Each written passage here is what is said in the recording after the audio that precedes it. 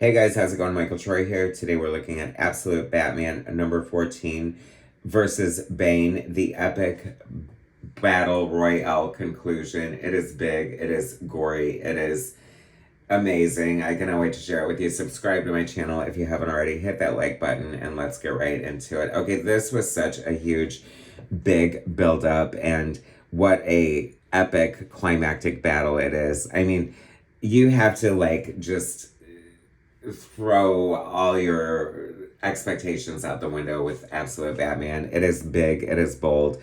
It promises to be like exciting and grotesque and scary and thrilling, and it is all of that. It is like one of the best iterations of Batman and one of the best comics being published right now. Scott Snyder, Nick Dragotta's art. Look at this great use of all these panels to sort of like give us an immersive storytelling experience. Absolute Bane looks crazy. You know, it's funny because I feel like the Absolute Batman is kind of controversial. Like, people did not love the design of Absolute Batman. They did not love the design of Absolute Bane.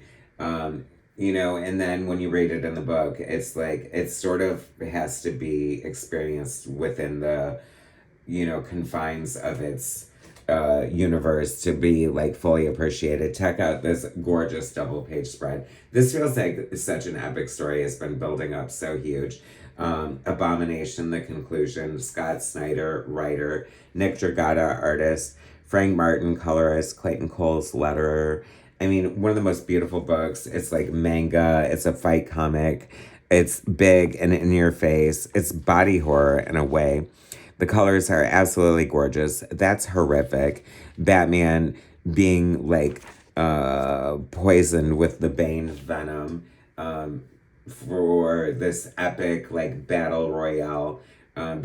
Batman's sort of been taken prisoner and experimented on in Arkham Asylum in this absolute universe that sort of created a lot of his rogues gallery, like Killer Croc and Two-Face and the Riddler, who were all his friends. So there's this weird sort of dichotomy and juxtaposition and like tragic elements of the whole thing. People decried Absolute Bane, saying his design was ridiculous. Even Graham Nolan, like the original artist. And I just have to disagree. Like, I just think he looks so creepy and so like weird. And I think, you know, this is all very cinematic to me in a lot of ways. So Bane is going to get juiced up in the worst way, terrible, for his final encounter with Batman. They're sort of, I think Batman challenged him to like this big public fight, and everyone's involved. The cards are definitely stacked against Batman to lose, because Bane is bigger than ever, more juice than ever, more jacked than ever. And Bane just wants out. You know, Batman has sort of like, if he loses, he becomes the new Bane in a way. And that's sort of like what Bane's looking forward to. And so often done in the Absolute universes, they sort of mix the past with the present. And we're getting the story of Killer Croc before he was mutated. And Bruce is sort of like his boxing coach. And they have like the big fight. Being told against the big fight that's happening with Bane and Batman here. Like, I just love that. Like, it almost looks like lips.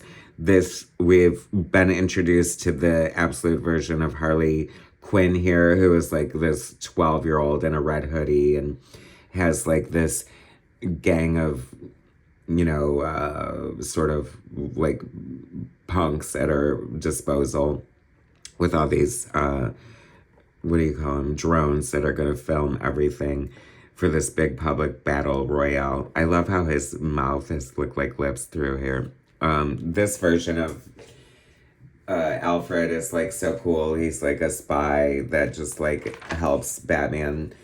And it just starts out big and bad, and Bane is huge and ridiculous and like over the top and just like so like unbelievably huge. And like it turns into this almost like monster fight comic. And Batman's big too. A lot of people are like annoyed by that. He's like 6'9".